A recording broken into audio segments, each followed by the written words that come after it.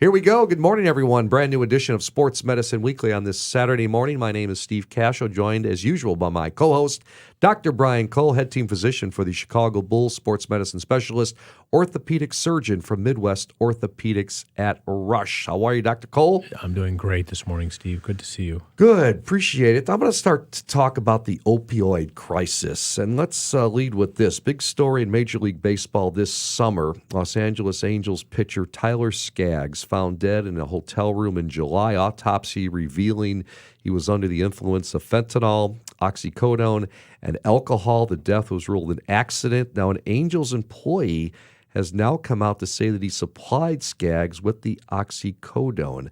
My question to you, to lead off our show, as an orthopedic surgeon and a team doctor, Dr. Cole, what steps do you take to address the opioid crisis? I mean, the relevant news is that this is not something that we have seen in any epidemic proportion amongst professional athletes.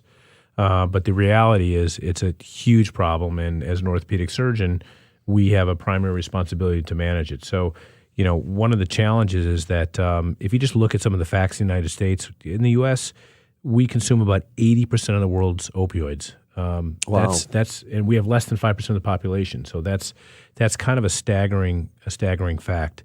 The other issue is that most people get it from someone else, sort of a transfer of a prescription from one person to another that we know. And that means it's starting at a prescription level. So there's a primary responsibility as a physician when we prescribe narcotics. And traditionally, surgeries are obviously very painful, and narcotic usage is not uncommon. And we know now that children and our younger patients are at much higher risk for opioid addiction, and their brains are just wired differently. So we're extremely careful for our young patients. But you know what, the thing that I've learned over the years is that we don't have to give it's more about preemptive discussions and managing expectations, because none of these medications, for example, when it relates to surgery, get rid of pain. They just sort of reduce it to a level where it doesn't have as much of an impact. They sort of care about it less. So that's the first thing you have to explain to a patient, and explain that pain is not dangerous, and there's lots of things that can manage pain.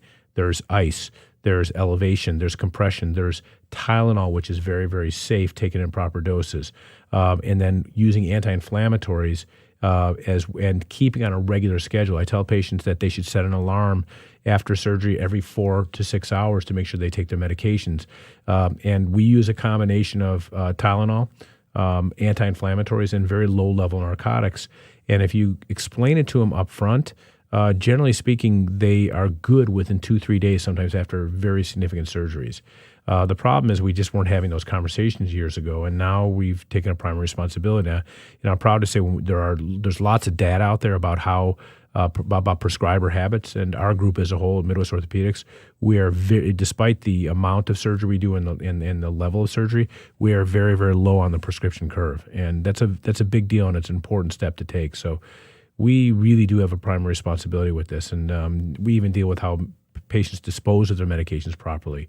You know, not just flushing them down the toilet, but actually doing it in a responsible way, having them bring them back, and putting in a proper disposal situation, and then also making sure we don't provide refills in any meaningful way, unless they obviously need them. So it's a proper balance, but I think it's one of those things that's sort of a new vital sign that has to be discussed with the patient and not ignored.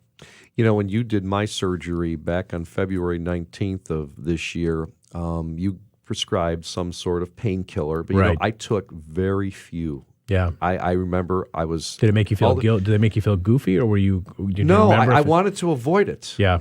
And I said, if I can get by with the Motrin and the Tylenol Yep. and the ice and Yeah. the elevation or whatever, I tried other ways, and I got through it. Yeah. I did not Yeah. want to take that drug, Yeah. But I knew if I really couldn't sleep or if it was super painful, maybe I tried one the day of surgery. But you know what? I took 2 or 3 you gave me a whole bottle, and I got rid of it. And I just wanted to, wanted to have it, but I just thought that was best for my body.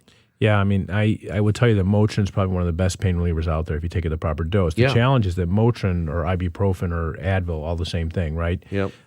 Is 200 milligrams over the counter, okay? Yep. So it's a decent anti-inflammatory for low-level things if you take 200 milligram tablets. But the prescription dose is 600 to 800 milligrams. So if you take it as prescribed by a physician with food and you have no intolerance to it for a short period of time in the proper dose, it can be as strong as a narcotic without the side effects. Wow. So people just don't realize, they're like, well, I can't just take Advil, I've got to take something stronger. If you take it the proper dose, it's excellent. So there's a lot of ways to do it, but I've learned just by talking to the patients that goes a long way. Well, let me continue on with my story. So whenever I play golf or go through a hard workout with that right shoulder that you did the surgery on, or I'm doing some dry needle therapy now, and it hurts. But you know what I do now? We talked about this in our show a few weeks ago with Karen Malkin, the turmeric. Yes. Okay. I've all of a sudden didn't realize that I could take more than one a day. Yes. Usually take one after breakfast. I take one after dinner when my shoulder hurts and the pain disappears. And I think it's so much better than taking Motrin. Of course. So turmeric is a great one, and we use it's a that as root. well. Yeah, it's a natural anti-inflammatory.